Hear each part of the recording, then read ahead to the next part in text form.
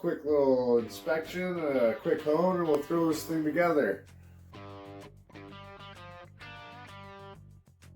Everything looks pretty good, everything looks good. You gotta look at it real close. That'll be the last.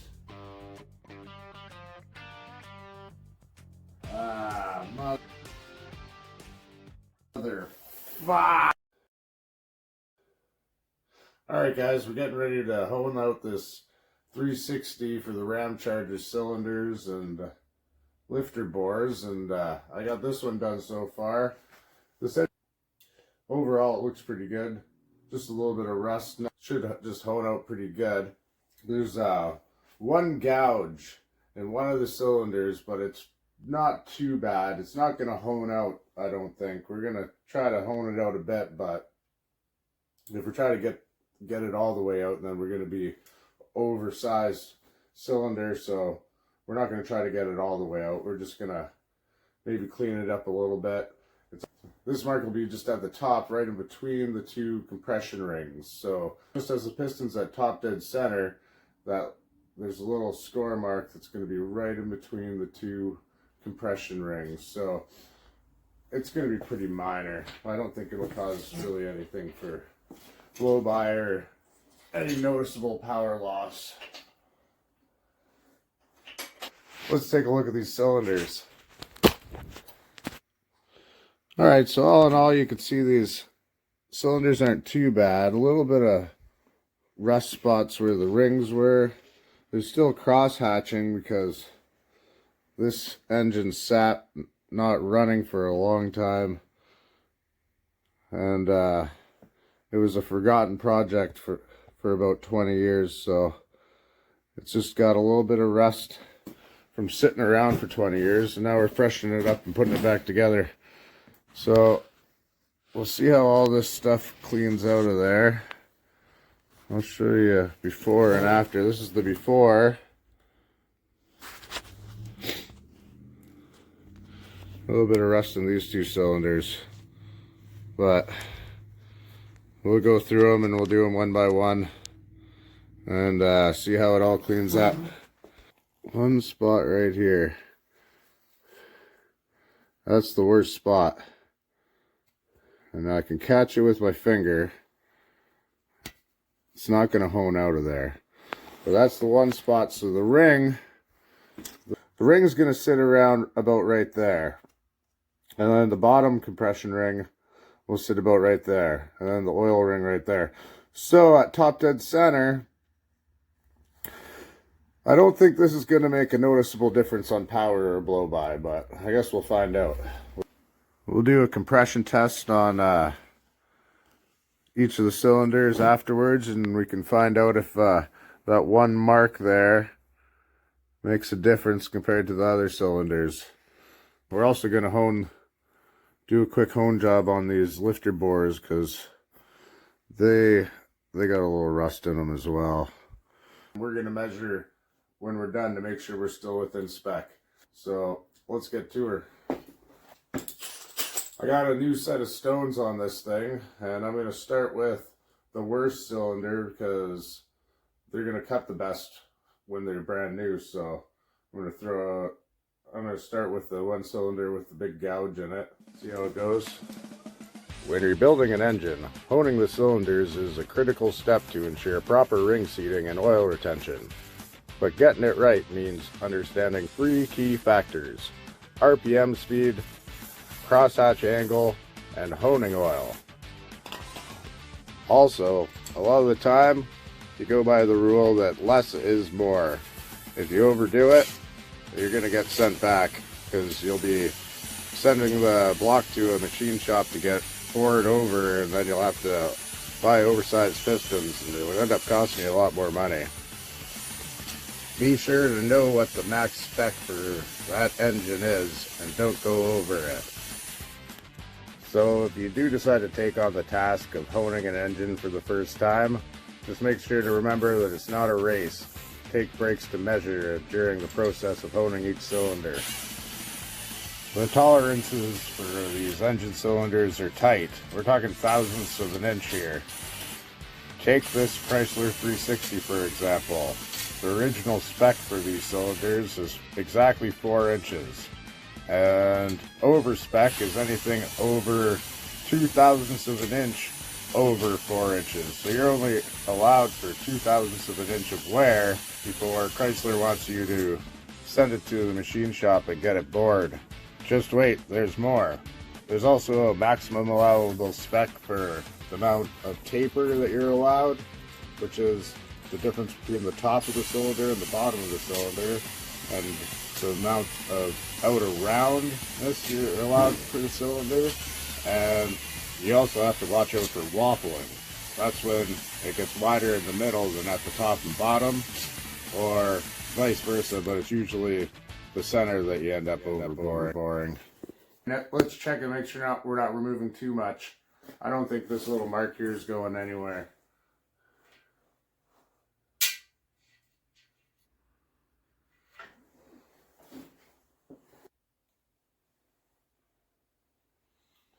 Oh, well, that really hasn't really changed the bore much, but there's not really any way I'm going to get... That mark's not coming out. So I'm going to try a little bit more, but I'm not going to get that all the way out. That's what it looks like now. So now we got some nice cross hatching. But we still got this spot here. But this spot here is not going to go anywhere. Unless the only way to get rid of that is to bore it. This here, we might try to get that out a little bit, but let's see, we'll give it another go. Let's talk about RPM. The ideal speed for a drill mounted hone is between 200 and 600 RPM. Too fast and you'll glaze the surface. Too slow and you won't get a consistent finish. The right speed is crucial for achieving the perfect cross hatching. Yeah, those marks aren't going anywhere. Let's see where we're at now.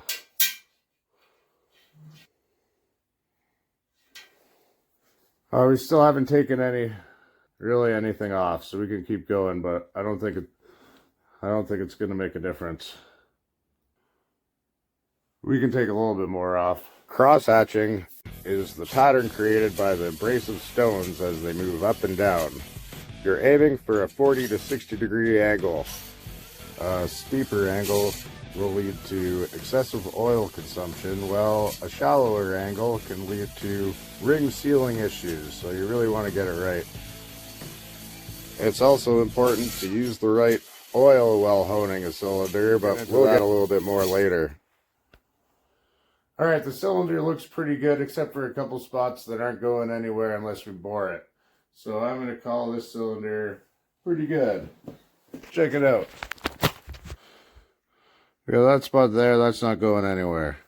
Got that little spot there, that's not going to go anywhere either. The only way to get rid of that is to bore it.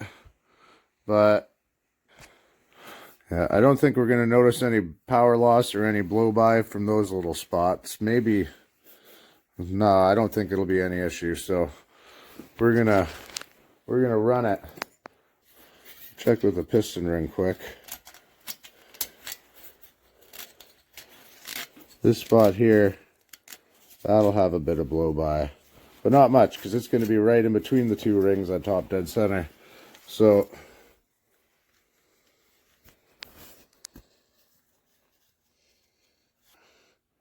right there, you can see it. Oh, right there. Yeah, you can see the light.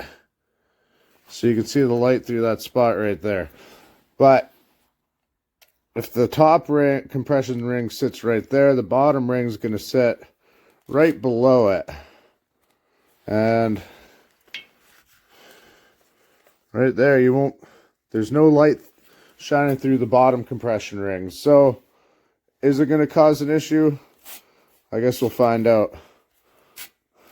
And then we got this other little spot here. Is that going to cause an issue? We'll put the ring right on it, and we'll shine the light on it. And there's no light shining through there. So This spot is no good, but I think it's going to be okay anyway because it's above the bottom compression ring anyway, and it's smooth, so it's not going to damage the top compression ring going over it.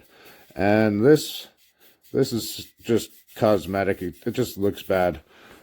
That's not going to cause any issue whatsoever with how the engine runs. Get them done. I'm just going to give you a quick look here. This is what we're dealing with. This side's not so bad. This side's got a little bit more rust. I already did that one. We got this one. A little bit of rust. A little bit of rust down there. Got some rust right there. And this one back here. Alright, that's what they look like when we're getting started. So I'm just going to blast through these and I'll show you what they look like when we're done. When honing a cylinder, the depth of the crosshatch pattern plays a huge role in engine performance. But not all piston rings are the same. Cast iron and synthetic rings require different surface finish to function properly. Cast iron rings are more forgiving and can seat faster, but they need a slightly rougher finish in the crosshatching to bite into. A hone between 220 and 280 grit is ideal for cast iron rings. This creates a deeper crosshatch that can help retain more oil during braking and during the engine's life. Now, when you get into synthetic or moly-coated rings, they're a little different. They glide over the cylinder walls with a little more ease, meaning they need a little finer finish. You want to check with the manufacturer, but around 320 or 400 grit hone is recommended. This shallower crosshatch helps reduce the friction while still holding enough oil for proper lubrication. Getting the right crosshatch depth with the proper grit means better ring sealing, reduced friction, and longer engine life. Whether you're running cast iron or synthetic rings, matching your hone to your application is key to a solid engine rebuild. Now, I know what some of you may be thinking, but why does the crosshatch depth matter so much? It all comes down to oil retention. The grooves left by honing act as tiny reservoirs holding a tiny film of oil in the cylinder wall. If the finish is too smooth, oil won't cling properly, increasing wear. If it's too rough, the rings will wear out too quickly on the cylinder walls. That'll lead to an increase in oil consumption and a decrease in the life of the engine. So, a couple bad things we probably want to avoid. Let's get into what type of oil you can use. Take your pick.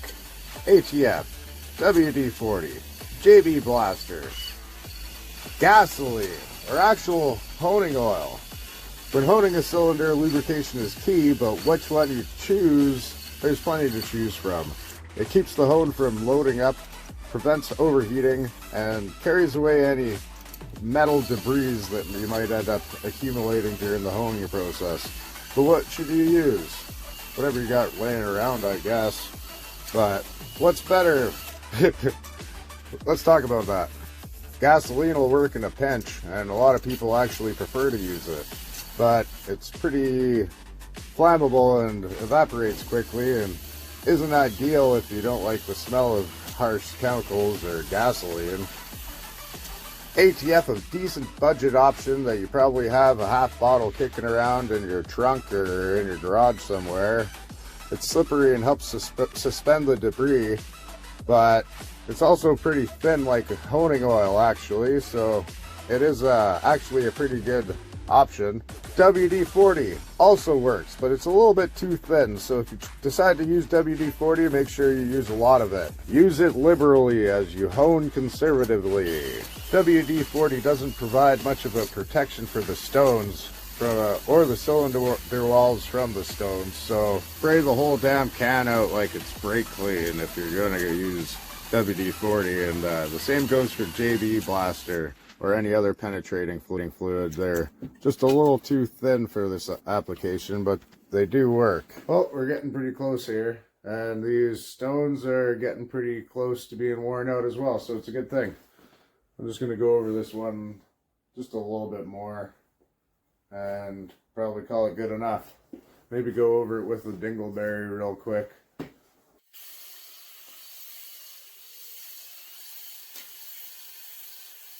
Alright, these cylinders look a lot better. They don't look perfect, but they look good enough. We got some staining here, but you can't feel any of it with your nail. And if you do the ring test, it's not gonna show through anyway. So we got this here. This one, that's the worst thing, and that you can catch that with your nail, but we're not worried about that.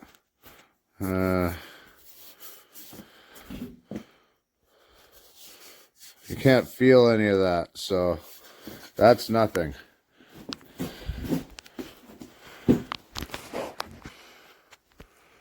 Couple little dark spots.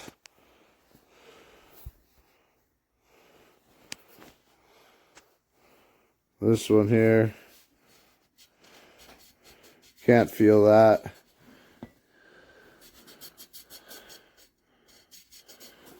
Can't feel it. You put the ring in there. Alright, I got it as good as I'm going to get it with the stone hone. And now I'm going to go over it quickly with the dingleberry, just to put those perfect cross hatchings in, just because I got it here. It's the right size, might as well. If you need to true up a cylinder, a stone hone is the way to go. It cuts where it needs to and leaves a more consistent surface. A flex hone is great for the final finish, but on its own, it won't fix any uneven bore. Choosing the right hone means the difference between a quick touch-up or a proper rebuild. A flex hone or dingleberry hone is designed to apply pressure to every part of the cylinder wall independently. Each abrasive ball flexes to match the surface, allowing it to create a perfect cross-hatch pattern for oil retention. Because the individual stones adjust to every contour, a flex hone can reach into small imperfections, scratches, and even minor low spots. This helps smooth the surface and improve lubrication, making it a great tool for finish work. Check out this finish, see if you like it any better than the stone hone. Flex hone creates a beautiful crosshatch pattern, but looks can be deceiving. Instead of cutting down the high spots, it just follows the shape of the cylinder, hiding the imperfections rather than fixing them. In some cases, it can actually make them worse by polishing the low spots and making the uneven wear more pronounced. That's way better. Those cross hatches look really good, so the bottle hone, dingleberry hone does better cross hatching, but you wouldn't want to remove too much material with it because it'll cause waffling or out of roundness, but just a few passes to make the perfect cross hatching, that definitely put better cross hatching on than the stone hone. So there you go. Stone hone's better, but dingleberry is good for cross hatching.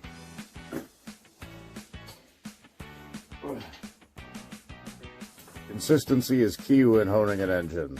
Each cylinder needs the same crosshatch angle and depth to ensure even ring seating and oil retention.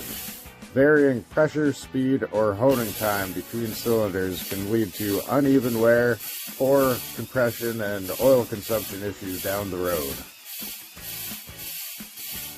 Keeping all the cylinders even is key to having a strong and healthy running engine. The tolerances for the piston to the cylinder are super tight. Any more than about 5/1000ths of an inch out of round or 10/1000ths of an inch of a taper, and you're risking to have piston slapping around in the cylinders. Follow your manufacturer's specifications. If you're over the maximum specification, get the cylinders bored and buy some oversized pistons. That's the only way to ensure. Alright, now I'm going to go over these lifter boards real quick because they're a little bit rusted too with the little mini hone, but I don't want to get too aggressive with it. I just want some good cross hatching, take the little surface rust off. Yeah, we got these lifter boards. They just look a little rusted like that. I'm going to go over them and make them look a little more like that. Lifter bores have much tighter tolerances than piston cylinders, and that's because they play a critical role in valve train operation. While a piston cylinder has room for slight variations, Lifter bores must maintain precise clearance to ensure proper oil control and smooth lifter movement. So sometimes it's just best to leave well enough alone. If they look good enough, just leave them alone. These ones look a little rusty, so I'm just trying to clean them up, but you don't want to clean them much. Overhoning a lifter bore can be a big problem. If you remove too much material, the lifter will have excessive clearance, reducing the oil film that's needed for lubrication. Without enough oil retention, lifters can develop noise, wear prematurely, or even lose pressure in the hydraulic applications. Unlike piston cylinders, which rely on cross-hatching to hold oil, lifter bores need a precise fit with just enough clearance for lubrication without excessive leakage. If you hone too much, the only fix is sleeving the bore, which can be a costly and time-consuming fix. Ah, fuck. That's the worst thing, is if you go a little too far, they get stuck. Always check measurements frequently and remove the bare minimum of material necessary to acquire the good cross-hatching and nice smooth surface. A little too much can mean big trouble for your engine's valve train.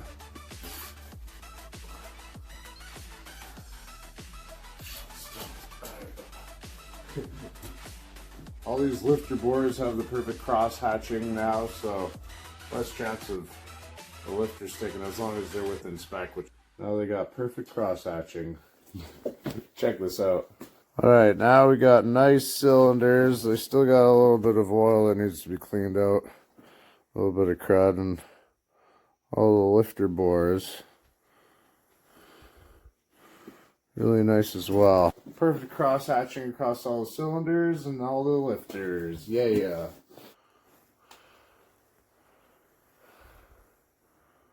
Now that we got all the cylinders all honed, we're going to double check it with the dial bore gauge to make sure we didn't overdo it.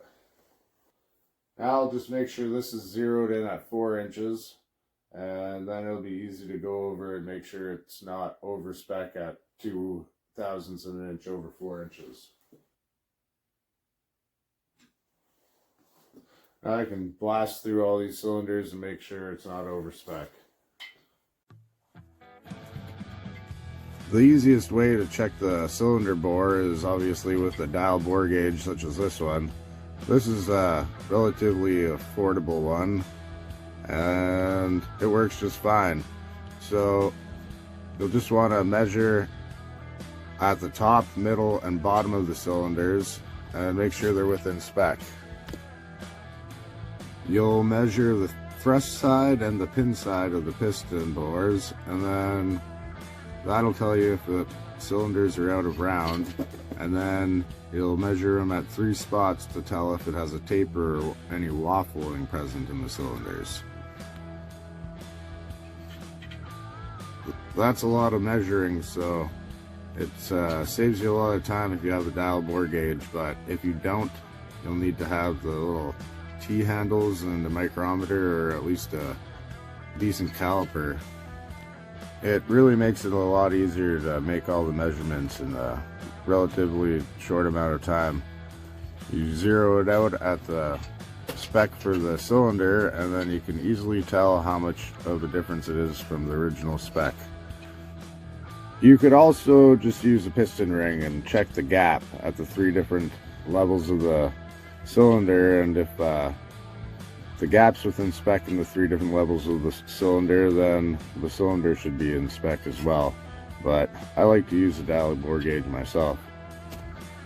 After all that honing, and there's not really barely a noticeable difference on the measurements for these cylinders.